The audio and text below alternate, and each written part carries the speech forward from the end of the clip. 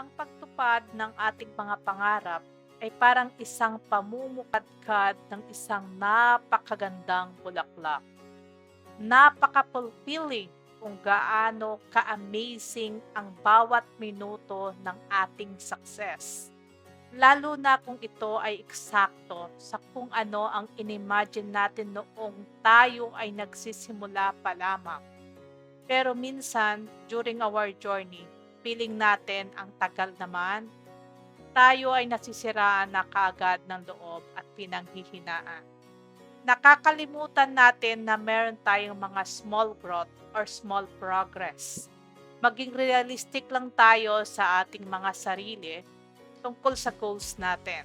At syempre, congratulate din natin ang ating mga small winnings. Remember, ito ay isang paglalakbay.